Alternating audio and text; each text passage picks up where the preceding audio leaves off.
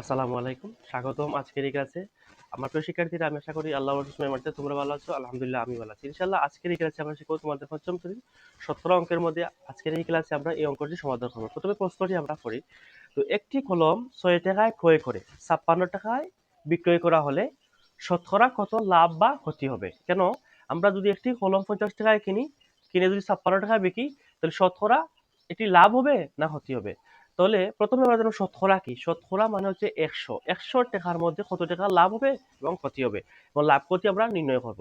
তো প্রথমে লিখবো ক্রয় মূল্য। কি লিখবো? লাভ বা করতে হলে আমরা কি করব, যে যদি বিক্রয় মূল্য থেকে ক্রয় মূল্য যদি আমরা বিয়োগ করি, তাহলে লাভ বের করতে পারবো।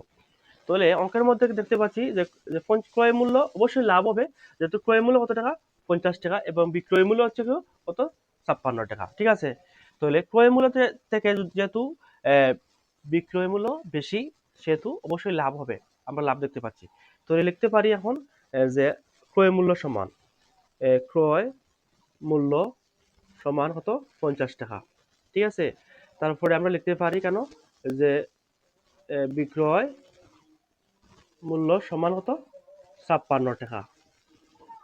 ঠিক আছে। এখন আমরা লিখতে পারি লাভ। লাভ সমান যে বিক্রয় মূল্য বিক্রয় বিক্রয় মূল্য বিয়োগ ক্রয় মূল্য। আমরা ক্রয় মূল্য ক্রয় মূল্য ক্রয় মূল্য টাকা। ঠিক আছে। এখন আমরা বিক্রয় মূল্য কত, 56, ক্রয় মূল্য 50। তারপরে কেন 56 থেকে 50 যদি বিয়োগ করি, তাহলে কত টাকা, 6 টাকা। তাহলে আমরা লাভ দেখতে পাচ্ছি কত টাকা, কেন 6 টাকা। যেহেতু এই অঙ্কের মধ্যে যে ক্রয় মূল্য, একটি কলমের ক্রয় মূল্য কত, 50 টাকা, এবং বিক্রয় মূল্য কত, বিক্রয় মূল্য হচ্ছে 56 টাকা। তাহলে আমরা এখানে লাভ দেখতে পাচ্ছি, তাহলে লাভ সমান বিক্রয় মূল্য থেকে যদি ক্রয় মূল্য আমরা বিয়োগ করি, তাহলে অবশ্যই লাভ বাড়বে কত, 6 টাকা। এখন একটি কলম যদি আমরা কি লাভ বের করব, তাহলে 56 টাকায় ক্রয় মূল্য যদি 100 টাকা, আমরা শতকরা কত লাভ বা ক্ষতি হবে? তাহলে 50 টাকার লাভ কত হয়েছে, আমরা যে 50 টাকার লাভ হয়েছে কত, 6 টাকা। আমরা লিখতে পারি যে 50 টাকা 50 টাকায় লাভ হয়েছে লাভ হয়েছে কত টাকা, 6 টাকা। ঠিক আছে। অতএব 1 টাকায় লাভ হয়েছে, এবার লিখতে পারি কত, 50 ভাগের কত, 6 টাকা। এখন শতকরা বলেছে, মানে শতকরা মানে কি, অতএব শতকরার মধ্যে কত টাকা লাভ হয়েছে। তো শতকরা মানে হচ্ছে কি 100 টাকা কত টাকা লাভ হয়েছে। তো আমরা লিখতে পারি কেন 100 টাকায় লাভ হয়েছে, কেন 6 গুণ কত, 150। এখন আমরা কি করতে পারি, এই যে 100 কে 50 দ্বারা ভাগ করি কত, 2, মানে কি 6 দুগুণা কত, 12।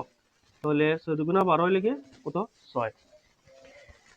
কেন আবার এটা বুঝাই, তাহলে 6 সমান 1, 6 ভাগের 1 ভাগের 6, তারপর 50 ভাগের কত, 100।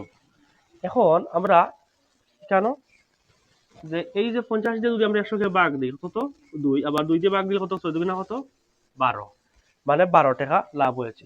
ঠিক আছে। তো প্রথম প্রশ্ন ছিল একটি কলম 50 টাকায় ক্রয় করে 56 টাকায় কিভাবে বিক্রয় করা হলে শতকরা কত লাভ হবে। শতকরা মানে কি 100 টাকা। তো যেহেতু আমরা দেখতে পাচ্ছি ক্রয় মূল্য 50 টাকা এবং বিক্রয় মূল্য 56 টাকা। ক্রয় মূল্য থেকে যেহেতু বিক্রয় মূল্য বেশি, অবশ্যই আমরা এই অঙ্কের মধ্যে আমরা দেখতে পাচ্ছি লাভ হয়েছে কত টাকা, 6 টাকা। এখন বলেছে শতকরা কত টাকা লাভ অথবা ক্ষতি হবে। শতকরা মানে 100 টাকা কত টাকা লাভ হবে। তাহলে 50 টাকা যদি লাভ হয়েছে কত, 6 টাকা। তাহলে অবশ্যই 100 টাকা লাভ হয়েছে, আমরা কি করেছি, 100 কে 50 দ্বারা ভাগ করে 2 টাকা 2 পেয়েছি, 6 দুগুণা 12, মানে 50 টাকা 6 টাকা যদি লাভ হয়, তাহলে 100 টাকার মধ্যে লাভ হবে 12 টাকা। এই হচ্ছে আমরা শতকরার মধ্যে আজকের এই ক্লাসে আমরা সমাধান করেছি এই অঙ্ক। ইনশাল্লাহ আমরা অন্য ক্লাসে আমরা অন্য একটি অঙ্ক সমাধান করব। ক্লাস যদি ভালো লাগে অবশ্যই লাইক করবে এবং শেয়ার করবে। তোমার শেয়ারের জন্য অন্য শিক্ষার্থীরা শেখার সুযোগ পাবে। তো এতক্ষণ এই ক্লাস করার জন্য তোমাকে অনেক ধন্যবাদ। তো ইনশাল্লাহ অন্য একটি ক্লাসে দেখা হবে। সে পর্যন্ত ভালো থাকো, সুস্থ থাকো এবং নিরাপদ থাকো। আল্লাহ হাফিজ, ফি আমানিল্লাহ।